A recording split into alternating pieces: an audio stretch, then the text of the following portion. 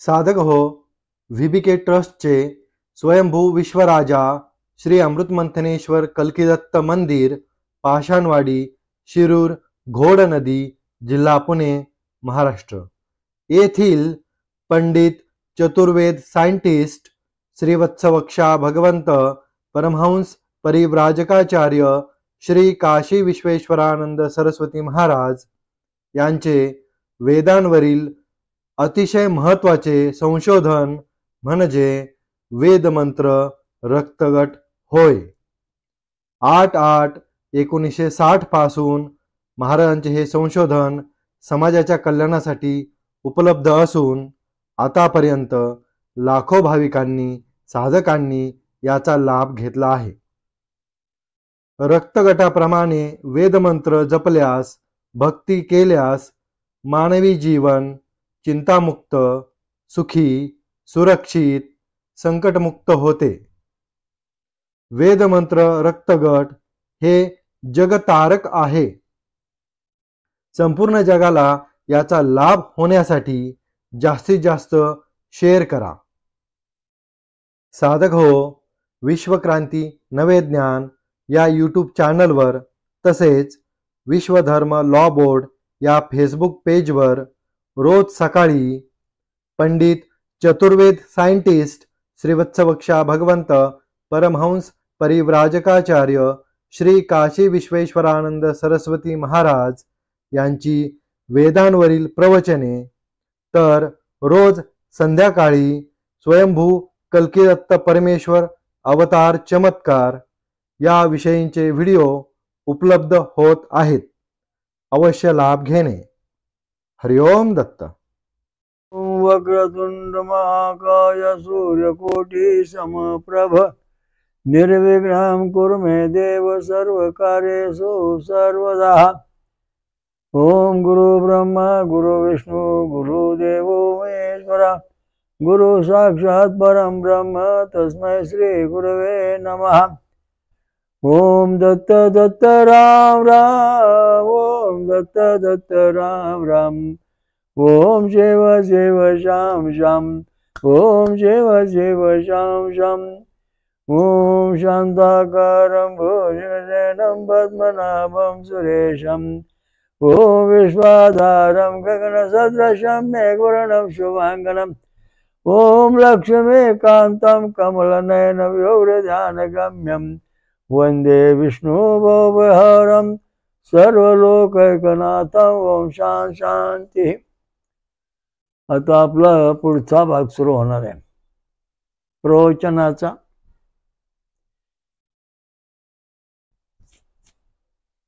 अमृत पेलेला, अमृत पिणारा, अमर सनातन विश्व हिंदू धर्म असा आहे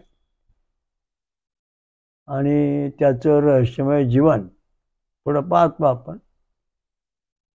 स्वयंभू कल्किदत्त परमेश्वर अवतार, वेदमंत्र रक्तगट, अणुयुद्ध, धर्मयुद्ध जिंकणे. आता अनंत कोटी वर्षापासून पृथ्वीवरती मानवाच्या जीवनामध्ये धर्मयुद्ध चालू आहे, अणुयुद्ध चालू आहे. जेव्हा सुख शांती समाधान मिळतं तेव्हा आपल्या शरीरामध्ये आपण धर्माच्या बाजूने असून आपला जय झालेला आहे. आणि जेव्हा नेहमी आपल्याला अपयश येतं, आजार सोडित नाहीत, त्यावेळेस आपल्याकडं अणुयुद्ध चालू असतं. आणि ह्या सगळ्या गोष्टी ज्या आहेत ह्या फार महत्त्वाच्या आहेत की प्रत्येकजण संकटामध्ये आहे. आता या ठिकाणी सोमरस प्या देव पहा असं म्हटलंय किंवा देवांना भेटा असं म्हटलेलं आहे. मग आता सोमरस प्यायल्यानंतर देव खरंच भेटतील का आपल्याला आणि ते देव खरंच आपला साक्षात्कार होईल का, ही आपल्या पुढं मोठी समस्या आहे. तर आता याच्यामध्ये एक महत्त्वाची गोष्ट सांगतो. हिमालयामध्ये काही भागामध्ये जलमानव आहेत आणि ती जलमानव असे आहेत पाणी पेले की आपल्यासारखे बाहेर फिरायला लागतात, दिसतात, गप्पा मारतात, फिरतात, कुस्ती खेळतात, नंतर गुरं वळतात, नंतर आसपास झाडावर फळं पाहतात. हे जलमानव.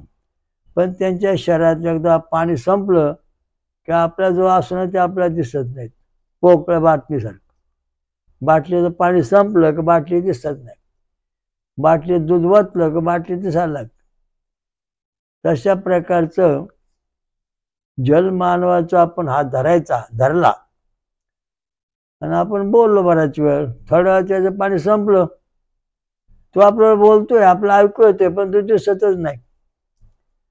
मग त्याला पुन्हा पाण्यात बुडून वर काढला, मग तो दिसायला बोलायला लागला. तशा प्रकारचा हा जो परमेश्वर देवदेवता आहेत आपल्या, त्यांचं शरीर सुद्धा असंच आहे, जलमानवासारखं.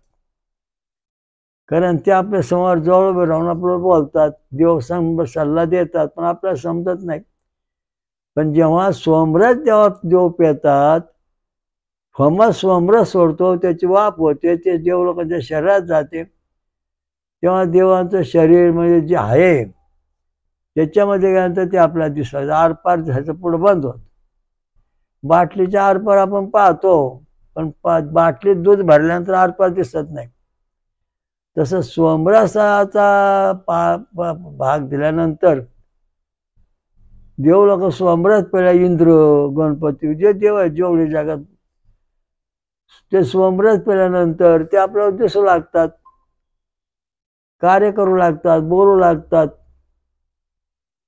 आता उदाहरणार्थ पांडुरंग आहे. हे पांडुरंग आहेत. एकदा म्हणलं आपण ते होम करू नाथषष्ठीला. पांडुरंग म्हणलं मला यायला जमणार नाही.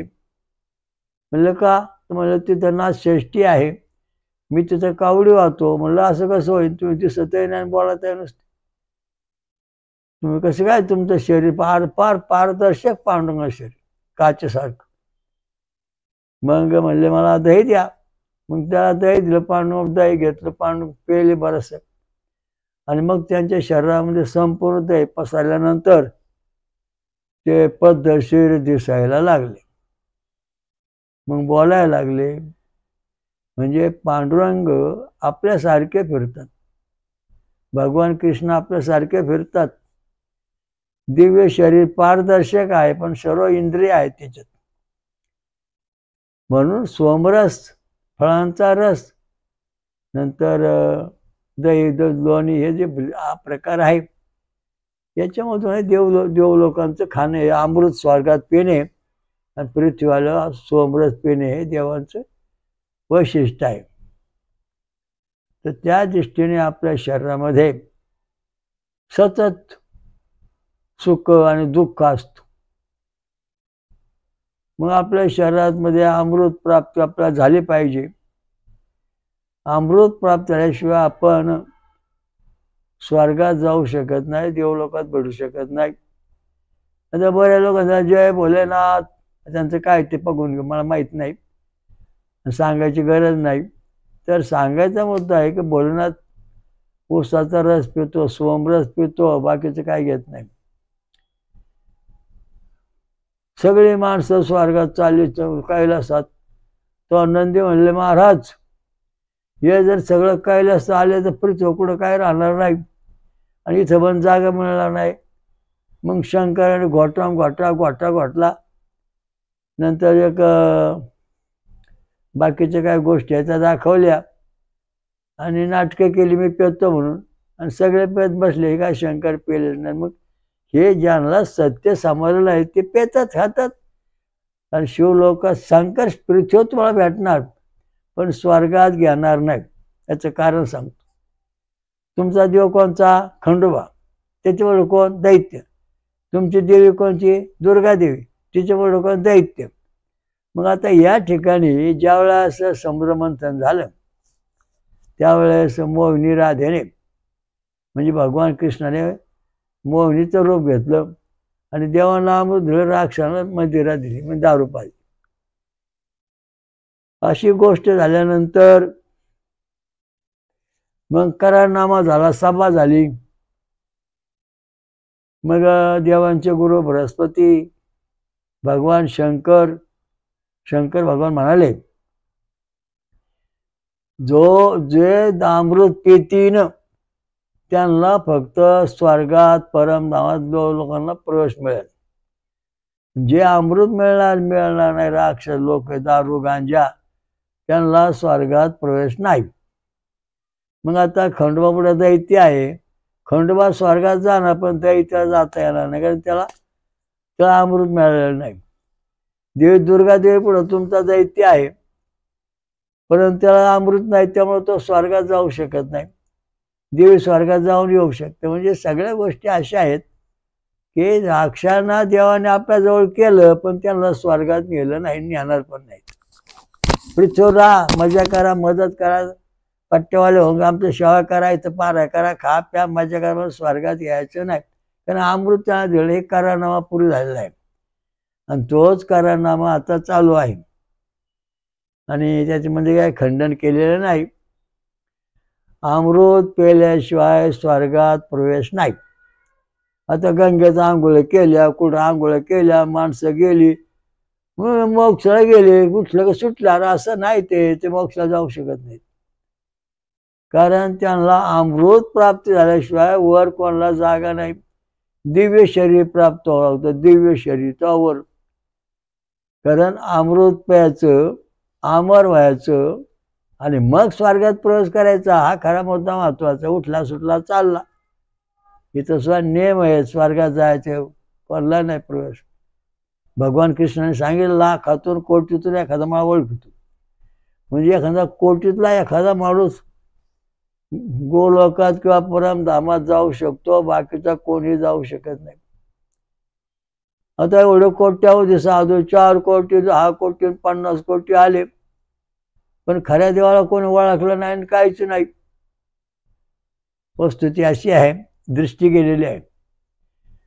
तुम्हाला देव कुठे आहे, मोठमोठ्या साधूंना संतांना दिसायला पाहिजे. आपला देव कुठं आलाय, कुठं बसलाय, तो तुम्हाला दिसत नाही. यामुळं तुम्हाला दिव्य दृष्टी नाही, असं जग म्हणतं, मी म्हणत नाही.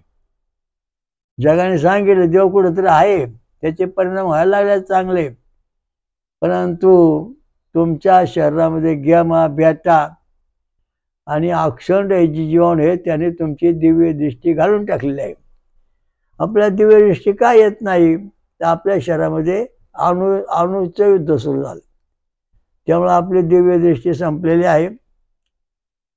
मग आपला दिव्य दृष्टी येण्याकरता काय पाहिजे, आपल्या शरीरामध्ये अक्षण निर्माण करणारे किंवा धारण करणारे जीवाणू, नंतर अल्फा किरण, कुंडली जागृती, नंतर पवमान, सोमा, परमेश्वर, हे जो आपल्या बाजूने येतील, वासुदेवे चतुर्दय स्थिती, ज्याचं सात्विक हृदय आहे त्याच्या शरीरामध्ये परमेश्वर प्रगट होणार आणि मग त्या परमेश्वर दिसणार खरं खोटं काय कुठे आहे ते.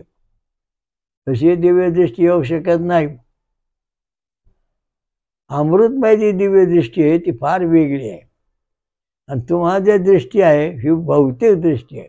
तुला खैस लागला, तुला भूत लागलं, तुला अमुक झालं, हे सांगणं ही भौतिक दृष्टी आहे.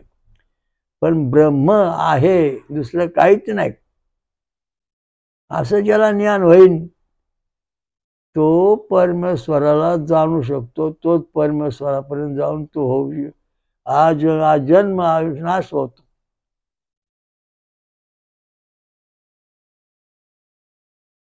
आता 40 कोटी, 10 कोटी, 100 कोटी लोक, तुम्हाला काय दिसलं हो?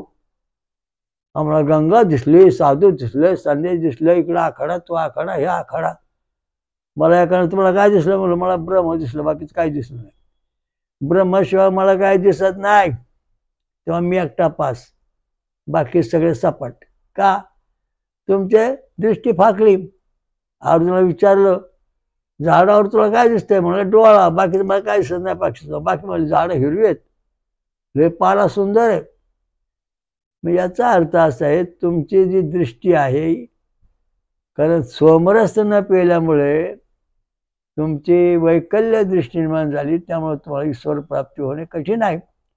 देव पृथ्वीवर आहे, शोधून काढा कुठे येतो. एवढे साधू संत आहेत, त्यांना दिव्य दृष्टी पाहिजे. शास्त्री पंडित आहेत, त्यांनी ओळखला पाहिजे देव कुठे. आणि तो ओळखला तरच तुम्हाला शास्त्रात सत्य ज्ञान प्राप्त होईल, तसं होणार नाही. म्हणून आपल्या शरीरामध्ये आपण कोणत्या देवाची भक्ती करायची? जे देव अमृत पेलेले आहेत, ज्यांचं शरीर अमृतमय आहे, अशा देवांची आपण भक्ती करायची, तो आपलं कल्याण होईल. आता इथं रोज महाराज 50 महाराज कोंबडीचं प्रमाण चिव चिव चिव चिव झालं, याचा मड त्याचा मड, याचं मड त्याचं मड, सगळ्या समाजा मानलं एक नजर भारभर चिंध्या. धर्माचं वाटव झालं, कारण हे सगळे जण अमृत पेलेले नाहीत. तुमचे पितर अमृत पेले का? तुमचे गुरु महाराज अमृत पेले का? तुम्हाला अमृत प्राप्तीचं लक्षण काय दिसतंय का? या सगळ्यांची उत्तर आपल्याकडे नाहीत. आणि ही जेव्हा उत्तर आपल्याला मिळतील, बा आपल्या गुरु महाराजांना अमृत प्राप्त झालं, आपलं पण झालं, तेव्हा आपण परमेश्वराच्या मूळ ठिकाणी प्रत्येक ठिकाणी जाऊ शकतो, जातो. तर आपल्याला अमृत प्यायचंय आणि अमृत आपल्याला अमृत व्हायचंय. मग आता कुठं अमृत राहिलंय? अहो सगळं आहे, अमृत आहे. दारू आहे तसं अमृत पण आहे ना, ते नष्ट होत नाही. दोन्ही गोष्टी असतात, चांगला वाईट. सोमरस जो आहे तो पेल्यानंतर त्याचं रूपांतर अमृतामध्ये होत. आता मटकी आहे, ते भिजू घातली की त्याला मोड येतात. ही पिष्टमय पदार्थाची मटकी पुढे तिथे जीवनसत्व तयार होतं, रूपांतर बदललं. तसं आपण सोमरस पेल्यानंतर हे रूप बदलून जात.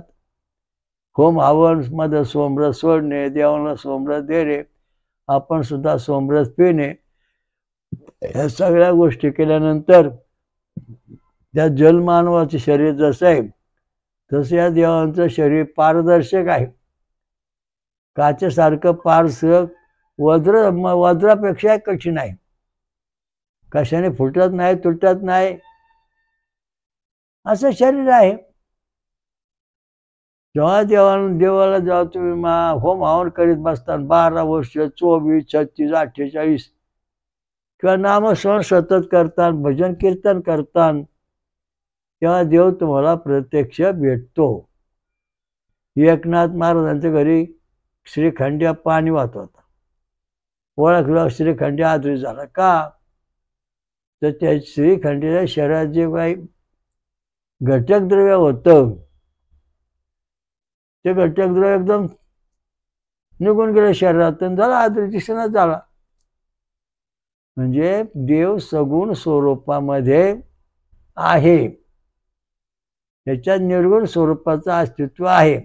नारळ घ्या, नारळाच्या आत पोकळी आहे, बाहेरून करवंटी काथ्या खोबरं आहे. तशा प्रकारचं देवांचं शरीरातून निर्गुण निराकार आहे आणि त्याला कठीण कवच आवरण आहे. म्हणून परमेश्वर आहे. आपला सनातन विश्व जो परमात्मा आहे तो श्रीवत्सवक्षा भगवंत. ओम सहस्र शीर्षा पुरुषा सहस्राक्षा सहस्रपात चौर्ता दशांगुलम, याची भक्ती करायची. हा जो अमृत आहे आणि हा परिपूर्ण देव आहे. आणि ह्या देवाची जर भक्ती केली तरच आपला विकास होईल, तसं होणार नाही. कारण आता आपल्याला एका भाकरीचे हजारो तुकडे झालेत, एका तुकड्याचा पोट भरत नाही. तसे निर्णय देवांची तुम्ही पूजा करताय,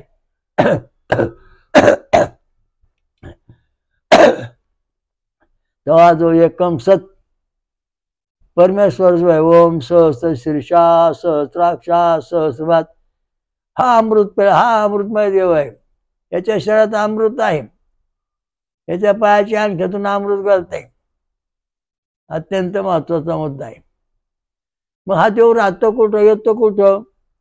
ओम भू ओम सोम अहम जलम तपम सत्यम, ही 7 लोक जे आहेत, अनंतकोटी ब्रह्मांडाच्या पलीकडे राहतो ते परमधाम. तिचा हा परमात्मा राहतो. हा येतो जातो कसा? आता तुम्ही बघा, पाणी म्हणजे तुम्हाला सांगतो, पाण्याजवळचा नदीजवळचा चांगला स्वच्छ पाण्याजवळ, आणि त्याच्यात बघा तुम्हाला काय दिसतंय का, एक मोठा मासा येतो, वर येतो, डोकून पाहतो, पुन्हा पाण्यात जातो, पुन्हा वरून पाहिलं आपल्याला जिथपर्यंत तळ दिसन तिथपर्यंत तो मासा दिसतो. तशा प्रकारचा हा जो परमेश्वर आहे, हा ब्रह्म जे आहे त्याच्यात राहतो. समोर ब्रह्म आहे, त्या ब्रह्मातून बाहेर येतो, जे नाश होत नाही काही त्याच्यातून, आणि आपल्याला दिसतो, दर्शन देतो, साक्षात्कार होतो, ज्ञान सांगतो, जग निर्माण करतो, पुन्हा ब्रह्मामध्ये राहतो, लीन होतो, ब्रह्मच राहतो. त्याची जन्म तो कसा झाला, कोण जन्मला, याचं कोणाला ज्ञान नाही, ज्ञान होऊ शकत नाही. कारण तुमचा केस कसा निर्माण झाला याचंच उत्तर तुमच्या जवळ नाही, तर बाकीचं ज्ञान कुठं सांगणार तुम्ही. तुमच्या डोक्यावरचा केस कसा वाढतो, तो आतून पोकळ का भरीव आहे, हा महत्त्वाचा मुद्दा आहे. केस आतून पोकळ आहे, तशा दृष्टीने हा जो परमात्मा आहे तो ब्रह्म याच्यातून बाहेर येतो आणि पुन्हा ब्रह्मस्थितीत राहतो. मासा पाण्यात वर येतो, दिसतो, पुन्हा पाण्यात जातो. तसा परमेश्वर ब्रह्मातून बाहेर येतो, आपल्याला दिसतो, ओम सहस्र शीर्षा पुरुषा सहस्र भेटतो, आणि पुन्हा आपल्या मूळ स्थितीत परमधामात राहतो. हा तो परमेश्वर अनंतकोटी ब्रह्मांड आणि हे 7 लोक यांच्या पलीकडे तो परमेश्वर आहे. मग ह्या जो देवलोक आहेत यांचं अमृत आहे. ओम आतो देवावंतो नो यतो विष्णू चक्रमय पृथ्व्या सप्त, हा जो परमेश्वर आहे हा 7 पावलं फिरला. गणेश लोक, ब्रह्मलोक, विष्णुलोक, शिवलोक, इंद्रलोक, दत्तलोक आणि विराट लोक, 7 लोक निर्माण केली. ओम त्रिपदान विचक्र विश्वगोपातो धर्मान धारयन, ज्याने आपल्या छातीवर 3 पावलं धारण केली, 3 लोक निर्माण केले, तो जो परमात्मा आहे त्याने धर्माची रूपरेषा लावून दिली. धर्म स्थापन केला असं इथं कुठं लिहिलेलं नाही. धर्माची सुधारणा केली, धर्माची रूपरेषा लावून दिली. ही जमीन आहे, जमीन आपण निर्माण करू शकत नाही, फक्त जमिनीची मशागत करू शकतो. तसं या परमेश्वराने हे सगळ्या जगाला दिशा लावून दिली, धर्म लावून दिला, तत्वज्ञान सांगितलं. म्हणून आपला सनातन धर्म जो आहे हा पारंपरिक अमर धर्म, याचा नाश होत नाही. आणि याच्यावर हे 7 देव आहेत, 7 लोक, हे 7 लोकांनी जे देव आहेत सगळे अमृत पेलेले आहेत, आणि यांचीच आपण भक्ती केल्यानंतर आपल्याला खरोखर ईश्वर प्राप्ती होते, तशी होत नाही. मग आता गणपती, शंकर हे जे देव आहे यांची भक्ती करा, तुम्हाला अमृत पेलेल्या देवांची भक्ती करा, म्हणजे तुम्हाला धोका पोचणार नाही. जादू, टोना, करणी, भानामती, चेडे, गोटे हे जे आहेत हे अमृत पेलेले नाहीत, यांना कधी अमृत मिळणार नाही, हे राक्षस आहेत. दानव राक्षसी प्रजा आहे, यांना अमृत दिलेलं नाही. म्हणून यांची भक्ती जर तुम्ही केली तर तुम्ही दारू पिऊन गांजा ओढून बसणार, ईश्वर प्राप्ती करणार नाही. हा सत्य न्याय, ओरडू नका, नीट ऐका. सांगायचा मुद्दा असा आहे, पटलं तर ऐकाने सोडून द्या, मला त्याचं काय, मला त्याचं काय संबंध पोचत नाही. सत्य सांगितलं, ब्रह्मसत्यम जगत मिथ्या, अशा प्रकारचं हे ज्ञान आहे. ब्रह्म सत्य, त्याचा कधी ऱ्हास होत नाही, जन्म येत नाही, ते ब्रह्म, त्याच्याशी आपली एकनिष्ठता राहिली पाहिजे. एकम सत जो परमात्मा परमेश्वर आहे त्याची भक्ती आपण सतत केली पाहिजे. त्या अमृत पेरणाऱ्या देवांची. मग अमृत पेरणाऱ्या देवांचं वर्णन कुठं आहे? ऋग्वेद, यजुर्वेद, अथर्ववेदामध्ये, हे 4ही वेदामध्ये अमृत पेरणाऱ्या ऋषी, देवता, छंद आणि स्वर आहेत, त्यांचं आपण वर्णन केलं. आता समजा आपण गायत्री मंत्र जपतो, विश्वामित्र ऋषी, सविता देवता, गायत्री छंद, षडजा स्वरा, म्हणजे हे ओम भुवं भुवं स्वं अहं जनम तपं सत्यम ओम तत्सवितुर्वरेण्यं भर्गो देवस्य धीमहि धियो नः प्रचोदयात्. तर या ठिकाणी हा मंत्र आणि ऋषी हे सगळे अमृतमय आहेत. म्हणून प्रत्येकाने जगातल्या प्रत्येक व्यक्तीने गायत्री मंत्र जपलाच पाहिजे. त्याच्याशिवाय तुमची प्रगती होणार नाही. मग तुमच्या शरीरात दैवी संपत्ती टिकून राहील, आसुरी संपत्ती येणार नाही. आता थोडं वाचन करू.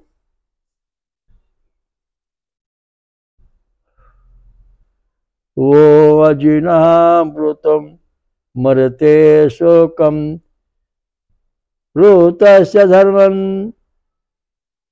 ऋतस्य वारुणः सदा साराम वाजमाच सनिजतम. हे परिपूर्ण अविनाश स्वयं परमात्मा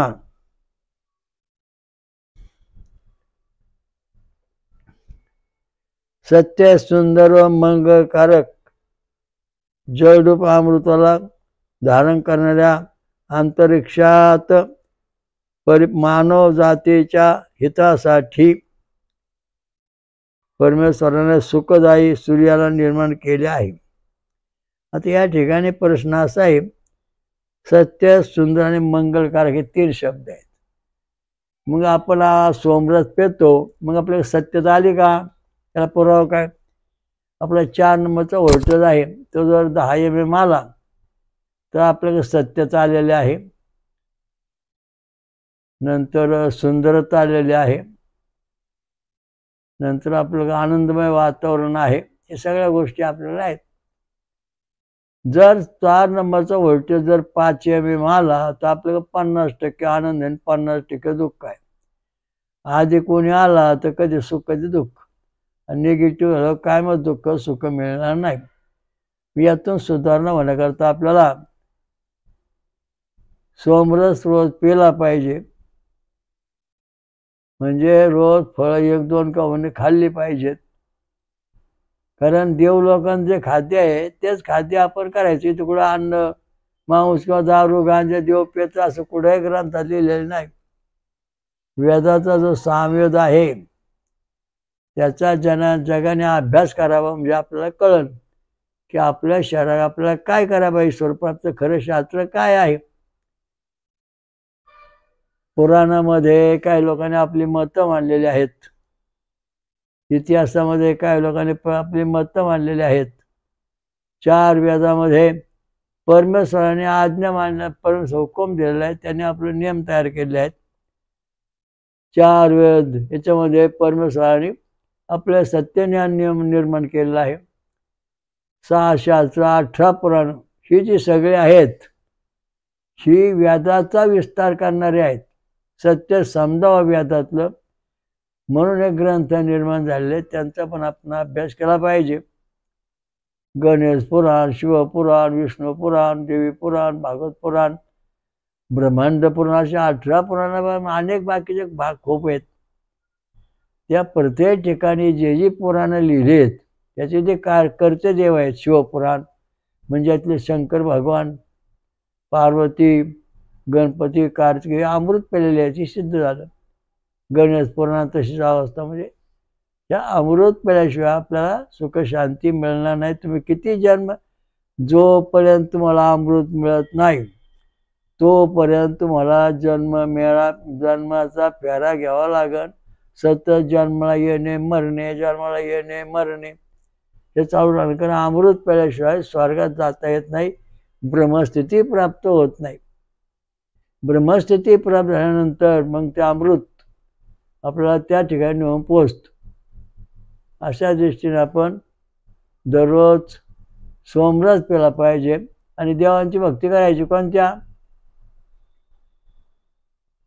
अमृत पेलेला. तो उदाहरणार्थ विश्वामित्र ऋषी, सविता देवता, गांधार सोरा अशा दृष्टीने हे जे देव आहेत वेदामधले देव.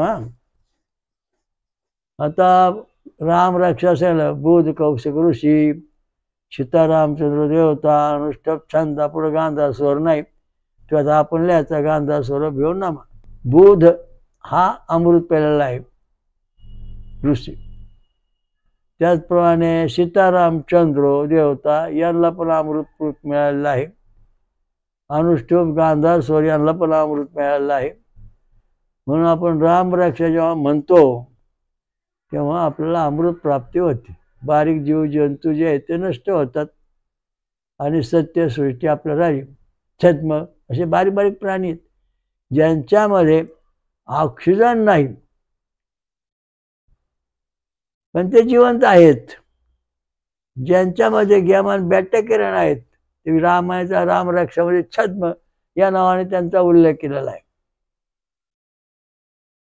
आणि ज्यांच्यामध्ये प्राणवायू आहे, अल्फा किरण आहे, पौमान सोमा देवता आहे, कुंडलिनी आहे, तिचा उल्लेख त्यांचा उल्लेख वेदात सत्य म्हणून केलेला आहे आणि याचा असत्य म्हणून उल्लेख केला आहे. मग याचा करता आपण नेहमी आपल्या शहरामध्ये अणुयुद्ध चालू आहे, त्याचप्रमाणे धर्मयुद्ध चालू आहे. जेव्हा आपला व्होल्टेज 4 नंबरचा 10 mm 6 mm येईल तेव्हा आपला धर्माचा विजय होईल. जेव्हा 4 नंबरचा व्होल्टेज 5 किंवा 4 वर येईल तेव्हा त्या ठिकाणी अणुबॉम्बचा युद्ध होईल. युद्धाचा आपला होणार नाही.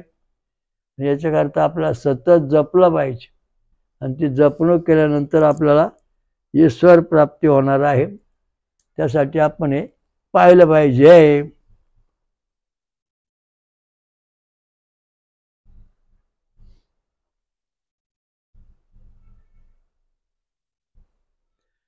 सर्व प्रकारचे देव आपला प्रसन्न होण्याकरता सोमरस प्यायला पाहिजे, तो सर्व देव प्रसन्न होणार. 33 कोटी देव. कारण का ते देव सोमरस पिणार त्याचं अमृतमय बनणार. आपण सोमरस पण आपलं अमृतमय बनणार म्हणजे आपण त्यांचं समानता येणार म्हणजे आपला देव प्रसन्न होणार. तसे होणार नाहीत. वरण भात आमटे खाऊन तुम्हाला पितर प्रसन्न होणार.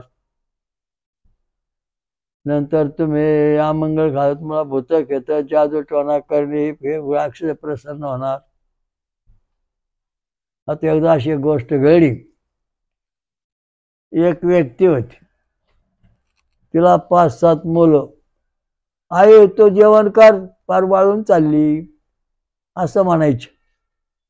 एकदा त्या म्हाताऱ्याच्या डोक्यात आलं आपण जरा थोडं फिरून यावं म्हणून म्हणले डोंगरावर जाऊन मी फिरून येते. डोंगरावर गेली, फिरून आली, दे भाकर.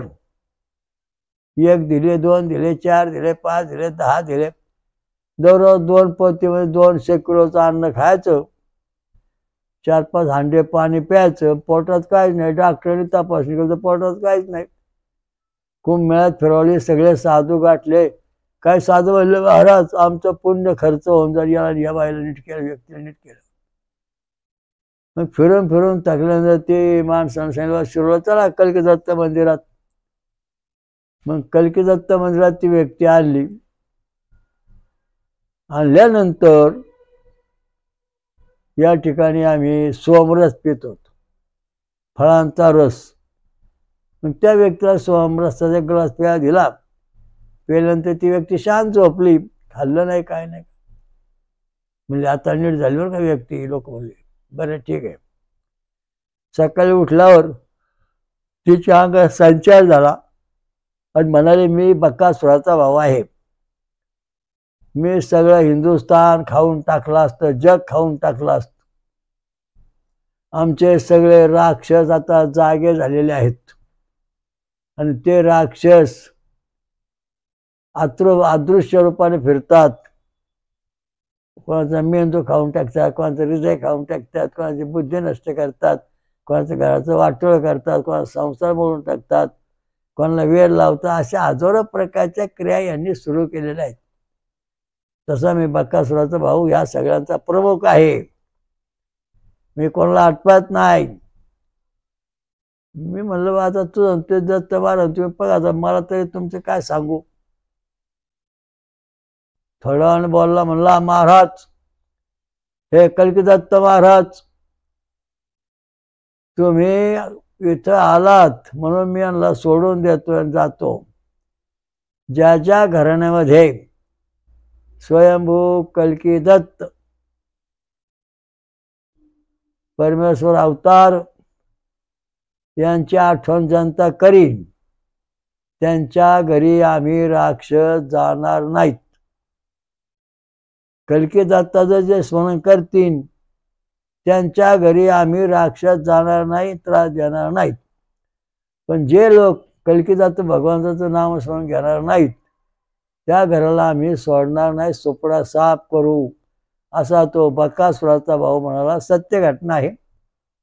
आपण आपल्या धर्मशास्त्राच्या विशेष अंकामध्ये याची कथा थोडक्यात लिहिली आहे. सांगायचा मुद्दा असा आहे की जे जे सत्य घडले तुमच्या पुढे मानले, अशा 10-5 माणसं झाली तयार आपल्या भारतात, तर सगळं अन्न खाऊन टाकतील. पब्लिक काय खायचं? तेव्हा प्रत्येकाने कल्की दत्त महाराज हे नाव घ्यायचं, नुसतं दत्त कल्की म्हणायचं नाही. कल्की दत्त महाराज की जय अशी घोषणा रोज तुम्ही करता. काय? कल्की दत्त महाराज की जय.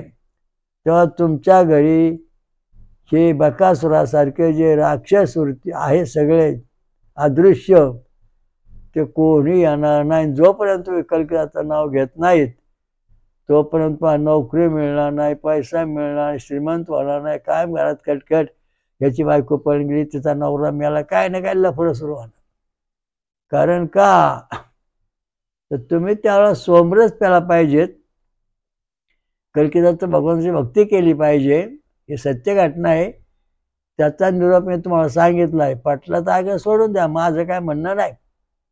बकासुराने सांगितलं मी आता जागा झालेलो आहे, माझं सगळं सैन्य 60 कोटी सैन्य जे त्यापेक्षा जास्त आहे ते सगळं गुंफ्यातून निर्णय ठिकाणातून बाहेर आणलेलं आहे आणि ते अदृश्य रूपाने आता संपूर्ण जगात फिरायला निघालेलं आहे. ज्या ठिकाणी कल्की दत्त भगवानचं नाव असन तिथं आमचा कोणी जाणार नाही, त्रास देणार नाही.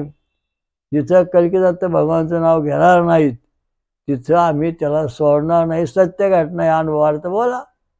सत्य आहे तो निरोप मी तुम्हाला सांगितला.